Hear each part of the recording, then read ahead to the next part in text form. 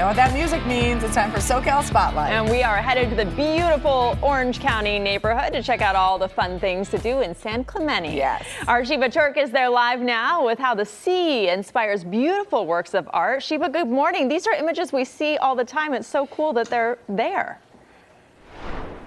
Right, and we're getting backstory to how they're made. I know you see the gloves on my hand, Jamie and Rudabeh. I'm about to get to work, ladies. Get ready. Okay, so first, here's a preview of some of the beautiful things they make here at Surf Ghetto Resin. They make wall art. Resin, I've learned this morning, is on all surfboards. And of course, this is a big oceanside community. So let me introduce you to Jacqueline Corrales and Shane Pavick. They are the owners. Guys, thanks for joining me this morning. Thank you for having us. All right, so we're going to do a preview of one of your classes, but first, kind of break down the name for me. I had so many questions for you this morning. I was like, wait, what is the Surf Ghetto? Tell me how you guys specialize in resin. Give us a little bit of the background. Yeah, the Surf Ghetto, it's just down the hill. It's the industrial park, kind of the Los Molinos district. And what they do there, it's where all the shapers are, the glassers, and they build the surfboards. And it's been that forever. And back in the day, they termed it the Surf Ghetto. Beautiful. We're looking at some of the art you guys make in here. This is all so gorgeous. How did you guys get into this, and how long have you been doing it? So I've been doing it for about 6 years, but he has been doing it, I would say, at least 30. Yeah. At least 30. He's been working with his resin, and he turned me on to it too. And I kind of took over a little bit and made it wave art, but it's been a lot of fun this whole time. How hard is it to work with resin? It's easy. You just can't be scared. Okay, and you guys teach classes here so that anyone can learn. Yeah, I think we like to use the word working with resin because it's a lot of that. It's a technique, a skill you learn over time, and it's kind of like surfing. It takes time. You got to pay your dues and, figure it out and what works and what doesn't. All right, well, I've paid about 5 minutes of dues. I've got my gloves on. Let's dive in. Okay, what are we making? So you are going to just add the colors for a nice blue, pretty wave. So I have colors mixed for you, and if you want to just pour them on in whatever order and wherever, just stay on this side of the clear line that I've started for you. Okay. And other than that, there's no rules. It's very much like finger painting. Once you get it on, just go ahead and Do I take the stick out? Sure. Whatever you like. And then I just pour. Pour it on. All right. Nothing has to be perfect. That's so much about what I love about this, that it doesn't have to be perfect. You get it on, and everything, a beach is natural. Nothing's perfect. Your colors are going to mix and blend, and it does get a little bit messy, so no need to be afraid of. To get messy, Yeah, that's a good. little mess. What kind of stuff do people make in your classes? So different people have come and made the classes that I have available on our website, and so a lot of it is boards that you can use at home, but there are some people who want to come in and do something a little different. I've had some people come in and make coffee tables and end tables for their own home. I've had some people come and after the class, they do it on their own and make their own countertops. Am I doing this right? Yes. And then what do I do for you? And from there, I'm going to hold this for you and smear the color all around. So Oh. it's all covered. Okay. And then? And get the handle really good. There we go. Okay, now I'm going to have to show them the real final version, and we're just going to use our imaginations and pretend that mine is going to come out just like that. Here's the final version, guys. Very beautiful. Look at that. Okay, so how can people take classes and how can they find you? So we have our website. It's surfghettoresin.com, and our whole list of classes is on there. If you use the coupon code GOODTIMES, capital G and a capital T, you will get a 15% off coupon code, so that's always beneficial as well. But surfghettoresin.com. Awesome, and we love a good time. Ladies, I'm sending it back to you because I have more work to do. I got to get mine to a completed level. It's so cool to see how this is made. I've always loved these Yeah, they're beautiful. pieces of art, and to see Right? it being made, especially by you, Sheba, is just fantastic. Thank So you. into it. See you later, ladies. Bye.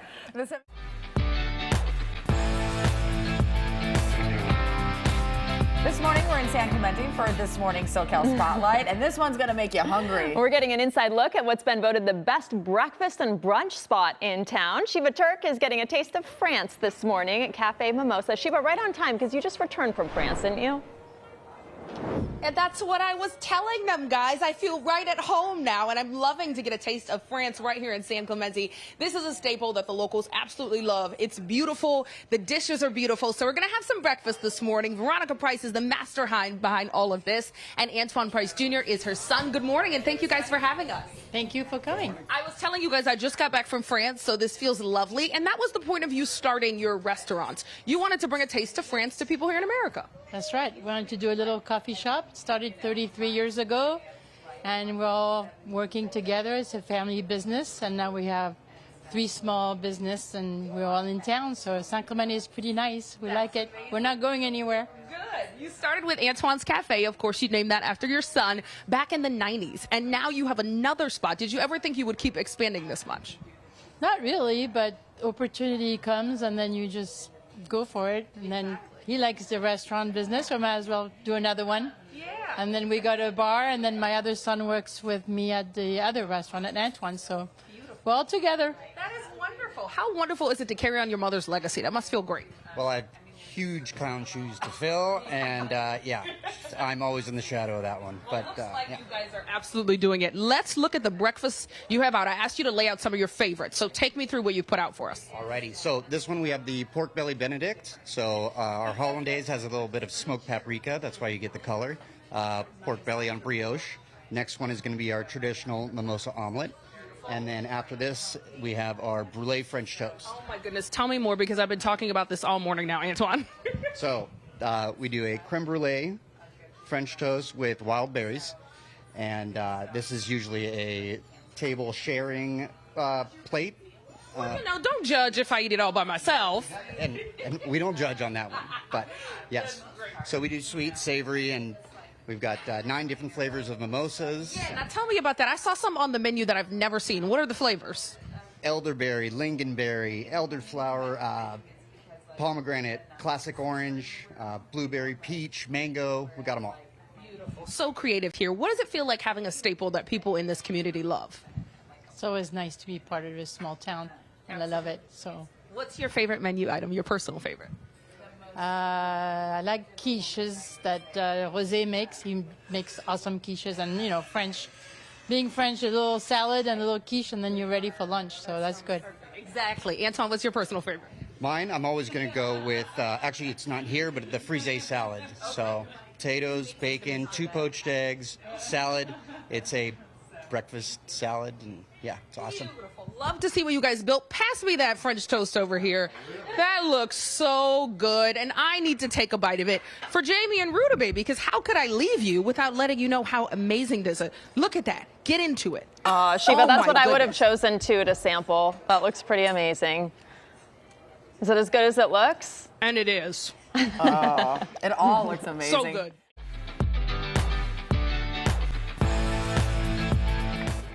We are catching some waves in San Clemente for this morning's SoCal Spotlight. Yeah, brah. We're learning all about the extensive history of surfing. Our resident surfing expert, Sheba Turk, is joining us live from San Clemente with how the history is being preserved. Hang 10, Sheba.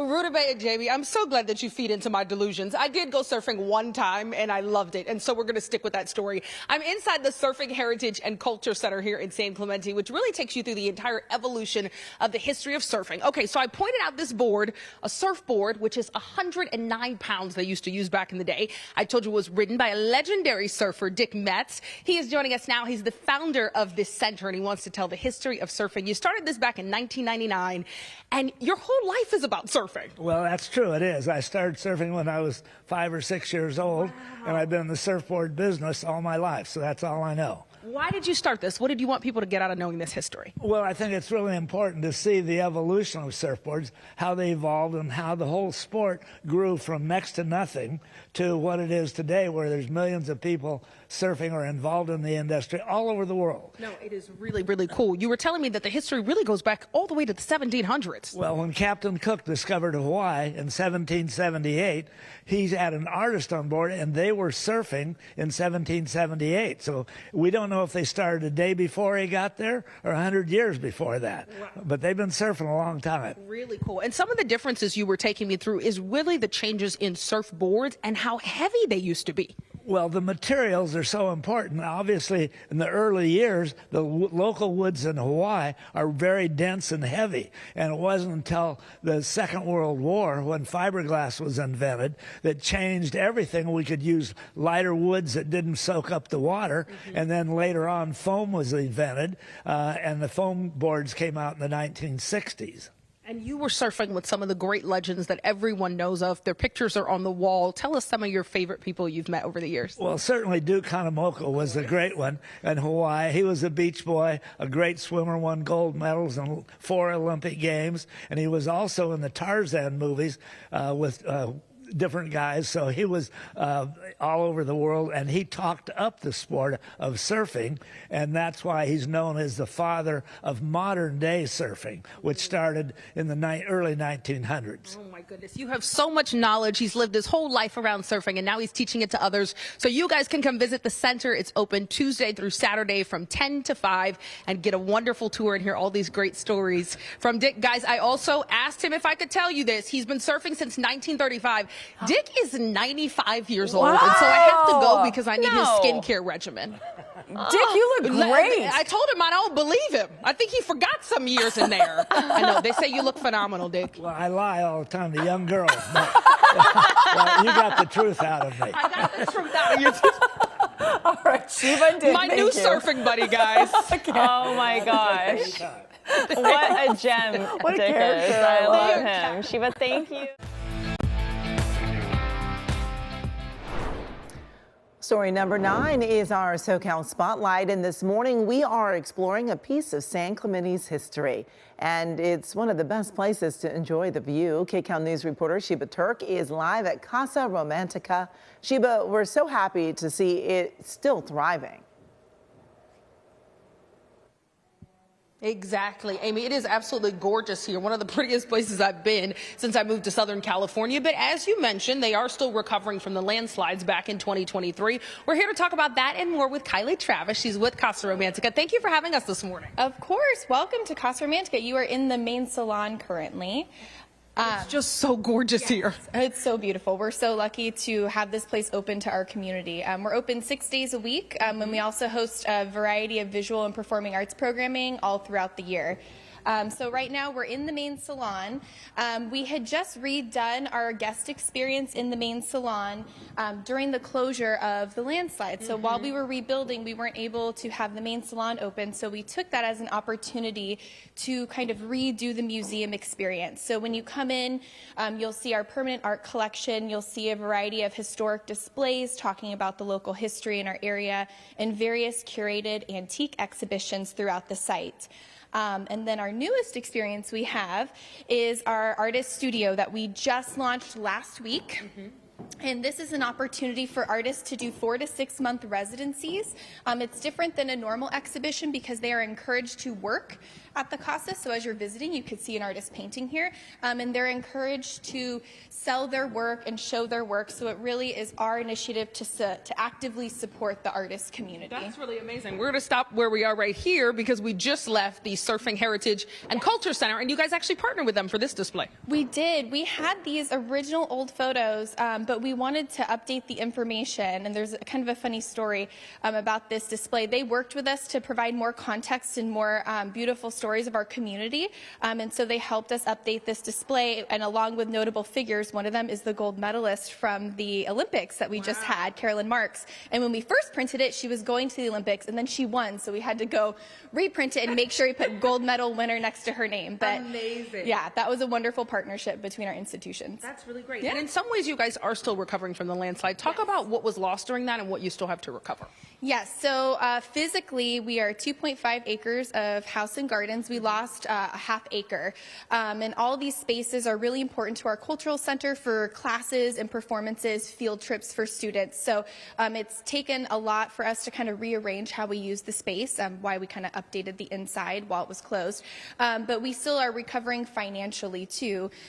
You know, like any nonprofit, you know, we depend on the community support, and our community has been so wonderful at supporting us, and the city of San Clemente has been so amazing with the rebuild and the stabilization. But you know, crises aren't immediate or momentary. They're kind of long. So we remain strong and open, and the community continues to support us. And that's why we are so thrilled to offer all of these exhibitions and performances. So we still have road to recovery, but we're always optimistic because we feel the support of everyone. Absolutely. And it's still gorgeous here, and you guys still have lots to offer. We're glad that you guys are making that recovery. Kylie, thank you so much for talking with me this morning.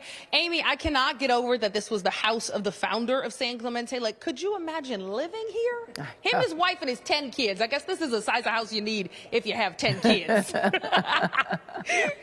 All right, Sheba, thanks so much.